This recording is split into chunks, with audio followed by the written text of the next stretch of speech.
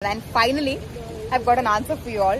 Maybe soon, maybe this year or maybe next year, we are definitely getting married. ഈ video ആണെന്ന് ഒട്ടുമിക്ക ആൾക്കാർക്കും ദിയാകൃഷ്ണനെ അറിയായിരിക്കും. പുള്ളിക്കാരി അപ്പോൾ 2 ദിവസം മുന്നേറ്റൊരു വീഡിയോ ആണ് സർപ്രൈസ് പ്രപ്പോസൽ എന്ന് പറഞ്ഞൊരു വീഡിയോ. പുള്ളിക്കാരിയുടെ ചാനലിനകത്ത് തന്നെ ഓസി ടോക്കീസ് എന്ന് പറഞ്ഞ ചാനലിനകത്ത് ഇട്ടൊരു വീഡിയോ ആണ്. അപ്പോൾ ഈ ഒരു വീഡിയോ ഞാൻ നോക്കുമ്പോഴത്തേക്കും 2 ദിവസമായിട്ട് ഇങ്ങനെ ട്രെൻഡിങ്ങിനകത്ത് കിടന്ന് കളിക്കുന്നതാണ്. അപ്പോൾ ഈ ഒരു ട്രെൻഡിങ് നമ്മളിപ്പോൾ ഒന്ന് പരിശോധിച്ച് നോക്കണമെങ്കിൽ ഫുൾ ഈ ഒന്നെന്ന് പറഞ്ഞാൽ പ്രപ്പോസൽ, പിന്നെ മാരേജ്, പിന്നെ ഹൽദി, പിന്നെ മറ്റേ ഗർഭിണിയായതിൻ്റെ ആ ഒരു സംഭവം, അങ്ങനത്തെ വീഡിയോകളാണ് ഈ ട്രെൻഡിങ് ഇപ്പോൾ ഭരിച്ചിട്ടിരിക്കണം. അപ്പോൾ ഇത് കൂടുതലും ഈ ഫാമിലി വ്ളോഗേഴ്സും അങ്ങനത്തെ കാര്യങ്ങളൊക്കെ ഇതേപോലത്തെ വീഡിയോസ് ഉണ്ട്. അപ്പോൾ നമ്മളിപ്പോൾ ദിയാകൃഷ്ണയുടെ കാര്യം നോക്കുകയാണെങ്കിൽ പുള്ളിക്കാരിയുടെ ചാനൽ നമ്മൾ നോക്കുകയാണെങ്കിൽ പുള്ളിക്കാരി എന്ന് പറഞ്ഞാൽ പുള്ളിക്കാരിയുടെ ലൈഫിനകത്ത് നടക്കുന്ന കാര്യങ്ങളും അതേപോലെ ഓരോ ഇവൻസും കാര്യങ്ങളൊക്കെയാണ് പുള്ളിക്കാരി ഇടാറ് ചാനലിനകത്ത്. ദിയ ഇടാറ് ആ ഒരു ടൈപ്പ് കണ്ടന്റ്സ് ആണ് ഇടാറ്. അത് കാണാനായിട്ട് നല്ല രീതിക്കുള്ള ഒരു ഓഡിയൻസ് ഉണ്ട്. ഇപ്പം നമ്മൾ ഈ ഒരു വീഡിയോ, ഈ സർപ്രൈസ് പ്രപ്പോസൽ എന്ന് പറഞ്ഞാൽ ആ ഒരു വീഡിയോ തന്നെ നോക്കുകയാണെങ്കിൽ അതിന് 1.2 മില്യൺ വ്യൂസ് 2 ദിവസത്തിനകത്ത് തന്നെ വന്നു.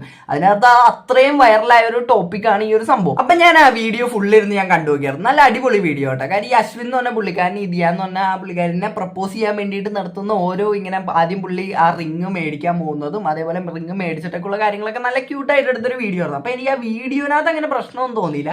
പക്ഷേ എനിക്ക് പ്രശ്നമായിട്ട് തോന്നിയതെന്ന് പറഞ്ഞാൽ അതിനകത്ത് എടുത്തേക്കുന്നത് ഈ ഒരു ടോപ്പിക്കാണ്. അതായത് സർപ്രൈസ് പ്രപ്പോസൽ എന്നൊക്കെ പറഞ്ഞിട്ടാണ് ഈ ഒരു ടോപ്പിക്ക് വന്നേക്കുന്നത്. അപ്പോൾ ആ ഒരു ടോപ്പിക്കിൻ്റെ ഒരു മെയിൻ വിഷയം എന്ന് പറഞ്ഞു കഴിഞ്ഞാൽ ഇപ്പം നമ്മൾ കണ്ടിട്ടുള്ള പല സംഭവങ്ങളും നമ്മൾ ഈ അടുത്ത് തന്നെ കണ്ടിട്ടുണ്ട്. അതായത് പല സെലിബ്രിറ്റീസ് ആണെങ്കിലും അതായത് അവരൊക്കെ അവരുടെ റിലേഷൻഷിപ്പൊക്കെ പബ്ലിക്കിനകത്ത് പറഞ്ഞ സെലിബ്രിറ്റീസും പോട്ടെ, പിന്നെ ഈ നമ്മുടെ വ്ളോഗേഴ്സും കാര്യങ്ങളൊക്കെ. ഇപ്പോൾ ഈ അടുത്ത് തന്നെ നമ്മൾ സഞ്ജു ടെക്കിയുടെ വിഷയം ഉണ്ടായി. അപ്പോൾ ഇവരൊക്കെ എന്ന് പറഞ്ഞാൽ ഇവരുടെ റിലേഷൻഷിപ്പും അതേപോലത്തെ കാര്യങ്ങളൊക്കെ ഈ പബ്ലിക്കിനോട് വന്ന് പറഞ്ഞ്, അതായത് ആരാണ് ഇവരുടെ ഗേൾ ഫ്രണ്ട്, ആരാണ് ഇവരുടെ ബോയ് ഫ്രണ്ട് എന്നൊക്കെ വന്ന് പബ്ലിക്കിനോട് പറഞ്ഞു കഴിഞ്ഞിട്ട് ഇവരൊരു നിമിഷം ബ്രേക്കപ്പ് ആവുന്ന ഒരവസ്ഥ വല്ലതും വന്നു കഴിഞ്ഞാൽ ഈ പബ്ലിക് കയറി ഇവരെ തന്നെ ഇങ്ങനെ ചോദ്യം ചെയ്യുന്ന ഒരു അവസ്ഥ വരുന്ന കാര്യം നമ്മൾ ഈ അടുത്ത് കുറെ കണ്ടായിരുന്നു. അപ്പോൾ നമ്മളിപ്പോൾ ദിയാകൃഷ്ണയുടെ ആ വീഡിയോന്റെ ആദ്യം തന്നെ കുറച്ച് പോർഷൻ നമുക്കൊന്ന് കണ്ടുപോകാം. And the mastermind behind it, please come. Finally, എൻ്റെ അടുത്ത് ഒത്തിരി പേര് comment സെക്ഷനിലൊക്കെ ഇടുന്നുണ്ടായിരുന്നു, why don't you guys get married, why don't you guys date, അങ്ങനെയൊക്കെ പറഞ്ഞ് കുറേ കമന്റ്സ് വരുന്നുണ്ടായിരുന്നു. And finally, I've got an answer for you all. Maybe soon, maybe this year or maybe next year, we are definitely getting married. And finally, I said yes to him. Thank you for giving me this wonderful opportunity. Okay, അപ്പോൾ അതൊരു നല്ലൊരു video ആയിരുന്നു. എനിക്ക് മൊത്തത്തിൽ അവർ ആ video ഇഷ്ടപ്പെട്ടിട്ട്. അപ്പോൾ ഇവർ അതിനകത്ത് പറയുന്നുണ്ടല്ലോ 2-3 വർഷത്തിനകത്ത് മിക്കവാറും മാരേജ് ഒക്കെ ഉണ്ടാവും എന്നൊക്കെ ഉള്ള രീതിക്കാണ് അവർ ആ വീഡിയോനകത്ത് പറയുന്നത്. ഓക്കെ, അപ്പോൾ ഈ ഒരു മാരേജ് എന്ന് പറയുന്ന ഒരു സംഭവം അത് പബ്ലിക്കിനോട് കാണിക്കുന്നതിനോട് എനിക്ക് പ്രത്യേകിച്ച് പ്രശ്നമൊന്നുമില്ല. കാര്യം ആ മാരേജ് എന്ന് പറയുമ്പോഴത്തേക്ക് ഇതൊന്നും പബ്ലിക്കിനെ കാണിക്കണതിന് ശരിക്കും പറഞ്ഞാൽ പ്രശ്നമില്ല. കാര്യം അതെല്ലാം അവരുടെ ലൈഫിനകത്ത് നടക്കുന്ന കാര്യങ്ങളാണ്. അതെല്ലാം പബ്ലിക്കിനെ കാണിക്കണമെന്ന് അവരുടെ ഇഷ്ടമാണ്. കാണിക്കണോ വേണ്ടയോ എന്നൊക്കെ ഉള്ളത്. പക്ഷേ നമുക്ക് അതിനകത്ത് ഒപ്പീനിയൻ പറയാമല്ലോ. ഇപ്പം എൻ്റെ ഒരു അഭിപ്രായത്തിൽ ഇപ്പം നമ്മൾ ഒരു ഗേൾ ഫ്രണ്ടോ അല്ലെങ്കിൽ ബോയ് ഫ്രണ്ട് എന്നൊക്കെ പറയുമ്പോഴത്തേക്ക് അത് ഏത് നിമിഷം വേണമെങ്കിലും ബ്രേക്കപ്പ് ആകാനായിട്ടുള്ള സാധ്യതയുണ്ട്. ഈ ബ്രേക്കപ്പ് എന്ന് പറയുമ്പോഴത്തേക്ക് നിങ്ങൾ അതിനെ ഭയങ്കര മോശമായിട്ടൊന്നും കാണേണ്ട കാര്യമില്ല. പിന്നെ ഇവർ ബ്രേക്കപ്പ് ആവും എന്നൊന്നും അല്ലാണ്ട് ഞാൻ ഈ പറയുന്നത്. അങ്ങനെ ആവാണ്ടിരിക്കട്ടെ. കാര്യം ഓരോ റിലേഷൻഷിപ്പും അത് സക്സസ് ആവാൻ വേണ്ടിയിട്ടുള്ള ആ റിലേഷൻ തുടങ്ങുന്നത് തന്നെ.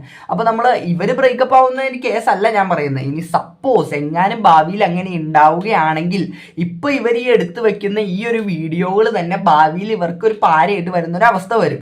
അപ്പോൾ ഒരുപാട് പേര് വന്നിട്ട് ചോദിക്കുന്നുണ്ടാവും, അതായത് നിങ്ങൾ അന്നേ ഞാൻ നിങ്ങളോട് പറഞ്ഞതല്ലേ നിങ്ങളുടെ ഈ ബന്ധം പിരിയും, അപ്പം ഇതൊക്കെ നാട്ടുകാരെ കാണിച്ചു. ഇപ്പം നമ്മൾ ദിയേൻ്റെ കേസ് തന്നെ നോക്കണമെങ്കിൽ ദീ ഇപ്പോൾ 2 പ്രാവശ്യം എന്തോ ബ്രേക്കപ്പ് കഴിഞ്ഞ്, ഞാൻ ഇവരെ അങ്ങോട്ട് കണ്ടിന്യൂസ് ആയിട്ട് ഫോളോ ചെയ്യാത്ത ഒരാളായതുകൊണ്ട് എനിക്ക് അതിനെപ്പറ്റി കൂടുതൽ അറിയില്ല. ഇപ്പം ഇവർ കുറച്ച് ബ്രേക്കപ്പ് കഴിഞ്ഞിട്ട് ഇരിക്കണമെന്നാണ് എനിക്ക് മനസ്സിലാക്കാൻ പറ്റിയത് ഈ വീഡിയോകളിൽ കൂടെ തന്നെ. അതായത് ഇവരുടെ ഈ സോഷ്യൽ മീഡിയനകത്ത് ഇവർ ഇതിന് മുമ്പും ഓരോ റിലേഷനും കാര്യങ്ങളൊക്കെ ഇട്ടിട്ട് ലാസ്റ്റ് അത് ബ്രേക്കപ്പ് ആവുന്ന ഒരു അവസ്ഥ വന്നപ്പോഴത്തേക്കും ഈ ഓഡിയൻസ് തന്നെ, അതായത് ഇവരെ സപ്പോർട്ട് ചെയ്ത് പറഞ്ഞ ഓഡിയൻസ് തന്നെ ഇവർക്കെതിരെ പറയുന്ന ഒരു അവസ്ഥ വന്ന്. അപ്പോൾ അതേപോലത്തെ ഓരോ സംഭവങ്ങളൊക്കെ നമ്മുടെ ഈ സോഷ്യൽ മീഡിയനകത്ത് തന്നെ നടന്നിട്ടിരിക്കുന്നതാണ്. അപ്പം അങ്ങനെയുള്ളൊരു സമയത്ത് എൻ്റെ ഒരു അഭിപ്രായത്തിൽ പറയുകയാണെങ്കിൽ ഇപ്പം എനിക്കൊരു റിലേഷൻ ആണെങ്കിൽ ഞാൻ അതൊരിക്കലും വന്നിട്ട് സോഷ്യൽ മീഡിയനകത്ത് പറയൂല, അതെ ഇതാണ് എൻ്റെ ഗേൾ ഫ്രണ്ട് എന്നൊന്നും ഞാൻ ഒരിക്കലും വന്നിട്ട് പറയില്ല.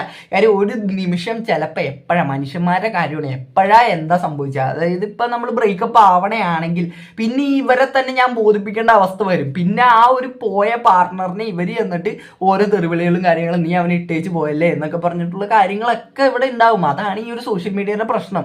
നമ്മളിപ്പോൾ പല വിഷയങ്ങൾ ഈ ഫാമിലി വ്ളോഗേഴ്സും അതേപോലത്തെ കാര്യങ്ങളൊക്കെ ഈ പബ്ലിക്കിനകത്ത് പറയാൻ പാടില്ലാത്ത കാര്യങ്ങൾ വന്ന് പറഞ്ഞിട്ട് പിന്നെ വിഷയം മേടിച്ച് കൂട്ടുന്ന പല ആൾക്കാരും നമ്മൾ കണ്ടായിരുന്നു. അപ്പം ഇതേപോലുള്ള ഈ പ്രപ്പോസൽ വീഡിയോകളും അതേപോലെ കമ്മിറ്റഡ് ആയി എന്നൊക്കെ പറഞ്ഞിട്ട് പബ്ലിക്കിനോട് പറയാണ്ടിരിക്കണമെന്നാണ് ഏറ്റവും നല്ലതെന്നാണ് എനിക്ക് തോന്നുന്നത്. എനിക്കപ്പോൾ ആ ഒരു വീഡിയോ കണ്ടപ്പോഴത്തേക്ക് എനിക്ക് മെയിനായിട്ട് പറയണമെന്ന് തോന്നിയ ഒരു സാധനമാണിത്. പിന്നെ അതിൻ്റെ അടിയിലൊക്കെ ഇഷ്ടംപോലെ ആൾക്കാർ ഒരു കമൻറ്റൊക്കെ ഇട്ട് മെഴുകണുണ്ടായിരുന്നു. പിന്നെ ഈ കമൻറ്റിനകത്ത് വരുന്ന തെറിവിളികളും കാര്യങ്ങളും പിന്നെ ഇത് എത്രാമത്തെയാണ്, ഇനി എപ്പോൾ പൊട്ടും, എത്ര ദിവസം മറ്റേ എക്സ്പയറി എത്രയുണ്ട്, വാലിഡിറ്റി എത്രയുണ്ടെന്നൊക്കെ പറഞ്ഞ് കുറേ കമൻറ്റ് ഇടുന്നൊക്കെ ഉണ്ട്. അതൊന്നും പ്രത്യേകിച്ച് മൈൻഡ് ആക്കേണ്ട കാര്യമില്ല. നിങ്ങൾക്ക് നിങ്ങളുടെ ലൈഫിനകത്ത് നടക്കുന്ന കാര്യങ്ങൾ ഇടണമെങ്കിൽ നിങ്ങൾ ഇട്ടോ. പക്ഷേ ഈ ഒരു കാര്യം നിങ്ങൾ മനസ്സിലാക്കേണ്ടതാണ്. ഇതിൻ്റെ ഒരു അപ്പുറത്ത് ഇങ്ങനത്തെ ഒരു നെഗറ്റീവ് സൈഡും കൂടി ഉണ്ടെന്ന് നിങ്ങൾ ഓരോരുത്തരും മനസ്സിലാക്കണം. ഈ ദിയോൻ്റെ ഈ വീഡിയോ കണ്ടുകൊണ്ടാണ് ഞാൻ അത് എടുത്ത് പറയുന്നത്. അപ്പോൾ എനിക്ക് അത്രയും പറയാൻ തോന്നിയോണ്ട് മാത്രമാണ് ഞാൻ ഈ വീഡിയോ ഇട്ടത്. അപ്പോൾ ഈ വീഡിയോ ഇഷ്ടപ്പെട്ടാൽ മാത്രം എല്ലാവരും സബ്സ്ക്രൈബ് ചെയ്യുക. അപ്പോൾ എല്ലാവർക്കും അടുത്തൊരു വീഡിയോ കാണുന്നവരേക്കും tata bye bye, see U.